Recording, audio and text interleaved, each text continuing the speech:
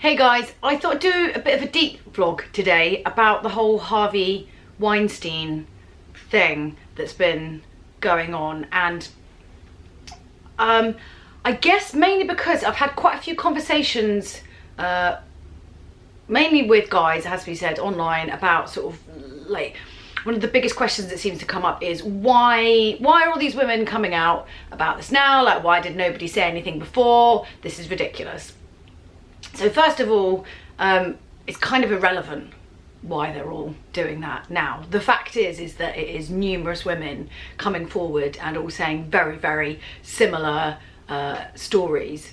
I think the thing you have to really understand is, for women, most women, I am generalising. I'm going to generalise a little bit in this whole video, so just take it sort of as I sort of intend it to be. Most women have had situations like that happen to them in their lives. So when a story like this breaks, we're a bit like, oh, okay. It's a little bit like when Gamergate all kicked off. And I remember going out to a video game event and everyone's like, wow, Julia, you do Misogyny Monday and, like, you know, you're a feminist and you talk about these things online. Like, you must be like livid and really shocked about all this sort of Gamergate stuff. And actually I was a bit like, I don't know why everyone's really like shocked and surprised that these things are happening. If you've been a female online, or a female in the real world, you've seen these things happen all the time. It's not a shock to find them out. It's not like, oh my God, there are weird men who are sexual predators abusing power. It's like, we know because we've all been in that situation where stuff like that has happened. You know, we talk from personal experience, not just, well, I think things are a bit like this. These things have happened to us, to all of us, at some stage or other. Whether that's a boss, or whether that's a friend, or whether you know, one of your good guy friends who's just a friend, and then that one night, or why don't you sleep in my bed? I won't try anything on. You know, all this complete bullshit. Or you get in those particular situations, like one of the argument about this whole Harvey Weinstein thing was like, why are these women going up to his hotel room? You know, not condoning it, what happened, but why are they going up there? So here's the thing. Predatory men like that make you feel like you're going mad, right? They play on the fact that they don't want you, like, you don't want to seem like a prude, or you're not willing to be reasonable about a situation. So for an example, I once was working for a guy and he said to me, it was actually not in this country, this sort of makes it seem a bit more plausible. I was backpacking and he was like, oh, well, come and work for me. Like, we could save a bit of money and, you know, like, you could just like stay in my flat and that's cool. I mean, there's just like one bed, but, you know, don't be weird. That's cool. And you sort of think like, well, that seems ludicrous. And obviously it seems ludicrous. But at the time you kind of think, well, I don't want to be weird about this. And I'm quite a low maintenance person most of the time. You're just like, oh, okay, all right then, that seems reasonable, I think. I mean, I was young as well, you know. And so you end up sleeping in the same bed, and obviously,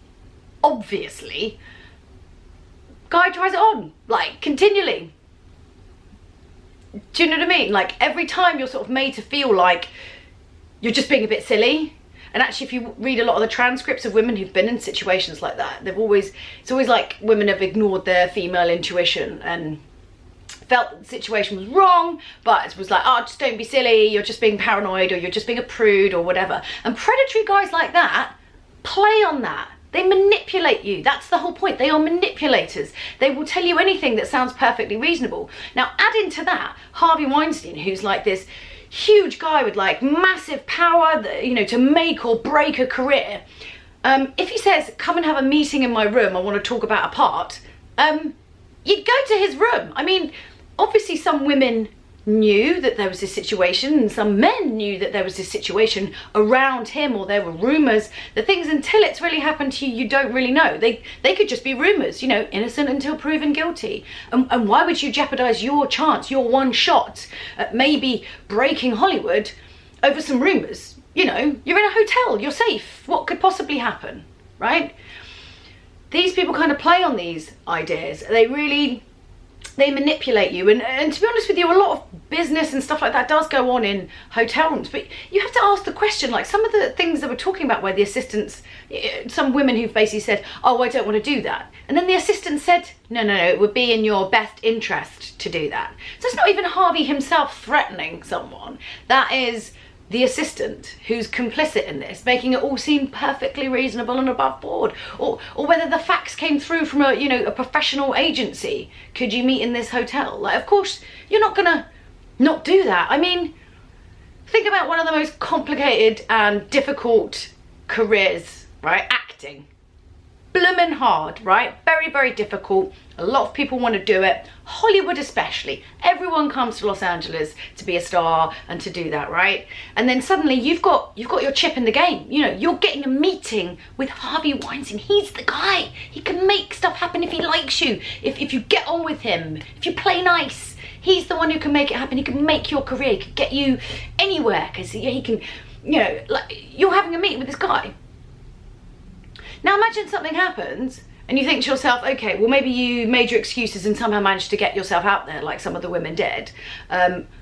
You're constantly then thinking to yourself, whether he expressly said he would ruin your career or whether he insinuated it, whatever the situation was, right? Whatever he said, that's going to play on your mind for a really long time, especially if you don't get a part. You're thinking to yourself, well maybe it's because of that. I mean, that's horrible. So maybe you should.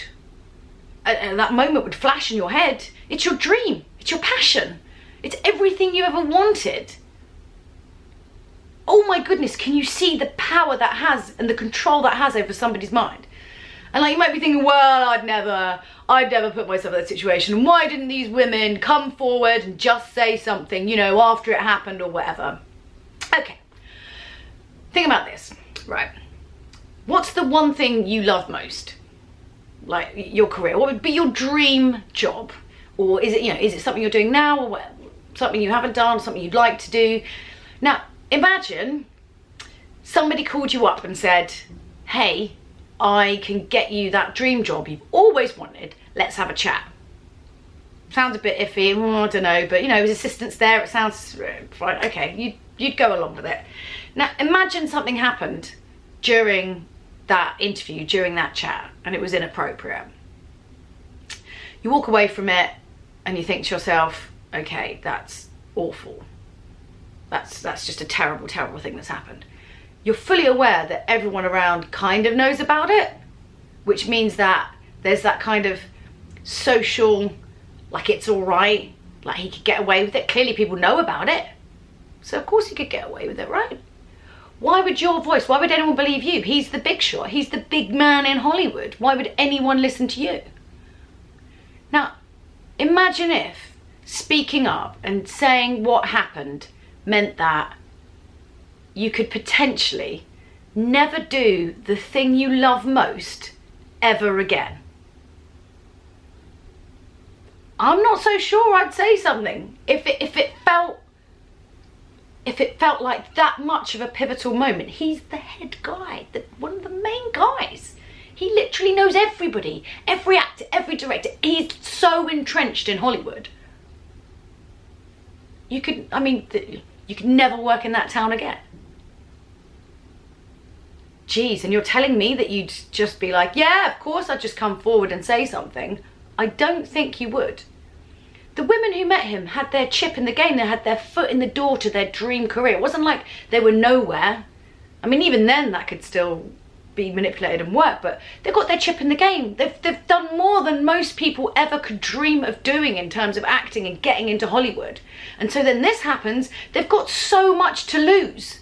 So much to lose. And like, yeah, okay, it's awful that more women didn't come forward, and that meant that he was free to go round and to keep doing all these alleged offences. And let's of course state here, it's obviously alleged offences at this juncture. But I mean, what? It's horrible. Yes, it's horrible. They should have come forward. They should have said something. But if you know that everyone around you knows that this is going on, who are you? You're just this little young actress with no power, with nothing. Maybe you're in your early 20s. Maybe you don't know like what's what. Yeah, it's awful. I wish more people would come forward, but can you kind of see when this like cult of fear, or you know, being threatened, or your career being threatened, of course people aren't going to come forward. It's these incredible like perfect storms where all of a sudden, you know, somebody comes forward and someone says something, and then these other women have the courage to come forward and to say something as well. And I mean, it's actually baffling, the extent. I mean, like, you figured there was always Hollywood kind of sleaze bags, but oh my goodness, he's like, that is just, even, yeah, it's unbelievably shocking.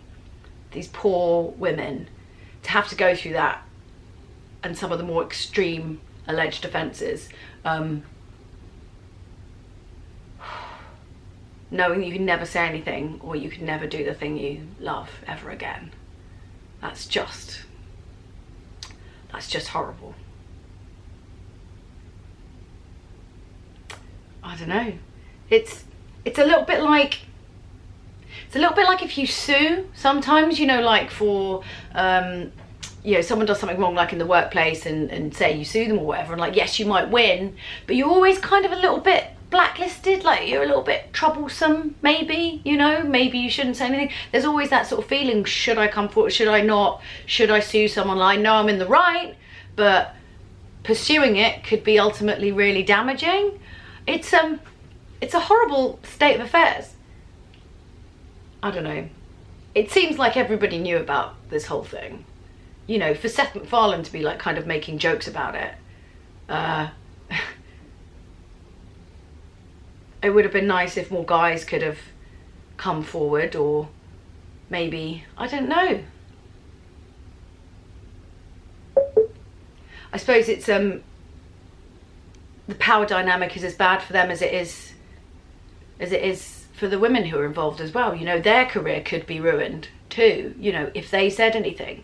It's just, I mean, look at the way kind of Hollywood treats women. I mean, they really are objects in a lot of ways, and I've never been like so aggressively harassed as I have been in Los Angeles. And you see wave after wave of women who clearly feel like they're just a piece of meat. But what can you do? It's so kind of riddled through the entire thing. It was like when Grand Theft Auto 5 came out and everyone was going on and on about it being really sexist and misogynistic, and I was like, well, actually I think it's sort of somewhat of adequate representation sometimes of what goes on in Los Angeles, you know. I mean, within the context of, yeah, one's a video game and one's reality, but in terms of like some of the notes that it hits and the beats that it hits are very much of that. I remember once I was taken out by a game company for an event, and we went to a club. I'd literally been indoors at a gaming event all day, so I had like jumper and jeans on. I looked kind of gross and sweaty from being inside all day, and we got into this club and I was like, I'm just gonna go for a bit, you know, be sociable. I couldn't be less putting out the message of I'm not even remotely sexual in any way, shape or form. I mean, the club itself was weird. It was like being at school disco if everybody was on Viagra and a lot older. It was super weird. So all these women are wearing like these bandage Hervé Leger dresses, and like there's these guys like sort of dry grinding up against them against walls, and their hair's really amazing, and you're just like, what is this place? Is weird. And I went to the toilet obviously a few times during the night, and each time was like running the gauntlet. There were people like grabbing my ass. One weird old French man pushed me up against the wall with his like stinky cigarette breath and moustache and started saying things right up in my, like right in my mouth, and just ugh. And because I was on a press trip, effectively, I was like, if this was London, I would have gone mad, you know, and just been like, but I was like, I don't want to be that girl. I don't want to be that girl on the press trip who causes problems. I don't want to not be able to come on a press trip again because obviously trouble follows me. These are the things that women think. It's like nothing to do with me, creepy French guy. That's nothing to do with me. I'm not even saying, even I don't even think it's appropriate if a woman is in a bandage tight dress with her boobs hanging out. I still don't think it's appropriate for a guy to come up and grab and touch her. Like, that doesn't give you the right to do that. You know what I mean? But I just could not be sending out any less of a sexual signal. If anything, it was like a black hole of sexualness, in the sense that there was just literally nothing going on. I was jet lagged and tired and had been in a dark room all day. But I don't know. I think as a woman you see all these different things throughout the world, and what I am thankful for, which sounds really twisted to say that about this, because obviously a lot of women have been hurt and been injured by this, it's just that at least we're getting to have a discussion, and maybe finally things can change. And I'm sure, you know, there are guys in Hollywood now who are freaking out a little bit, like, oh God, what's going to happen? And if they've been behaving inappropriately, then yes, they should, because the damage that causes is not just the moment that it happens, it's all the time after that.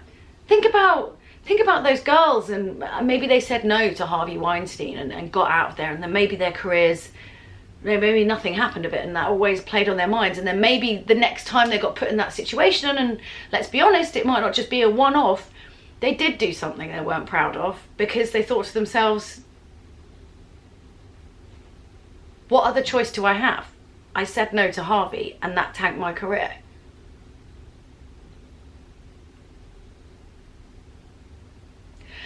It's very complicated and, like, seriously messed up. And I mean, obviously, again, these are all like alleged offences, blah blah blah, but geez, I don't know. I just really hope that something good can come out of all of this, in that things can change for women. And I think that has to start from how women are portrayed and treated, how their characters are written. All these things have an effect on how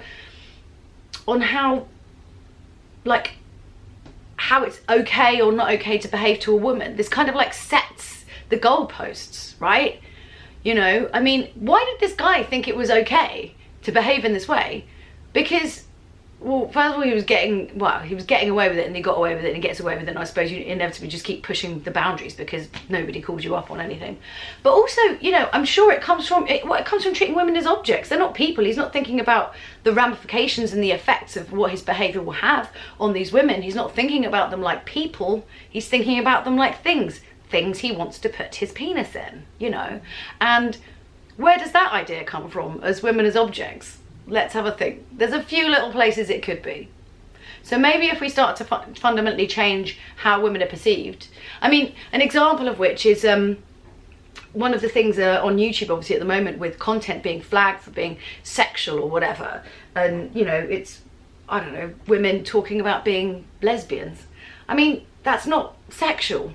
I mean, is someone talking about being heterosexual sexual? No, they're just talking about being heterosexual. If they were talking about how and things that they liked whilst having sex as a heterosexual person, yes, that is sexual. But just talking about being heterosexual isn't sexual. So why is it that if someone's talking about being a lesbian or bi or whatever, that's inappropriate to talk about, or that's sexual content, that's graphic content? No, it's not. That's just their fundamental state of being. Like, that's like talking about being ginger, for goodness sake. Like, that's not sexual. Why is that sexual? Unless it's like some weird, of course there's a porn category for ginger.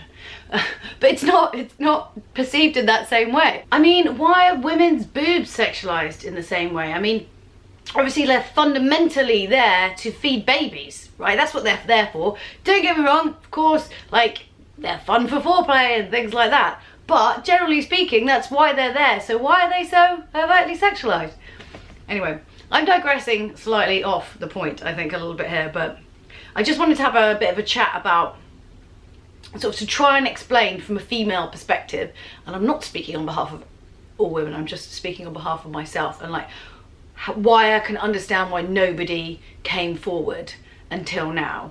And I hope if you ask yourself that honest question about, if you were to come forward, you would never be able to pursue your passion ever again, you would think twice, especially if you knew that everyone around was complicit and aware of it, you know.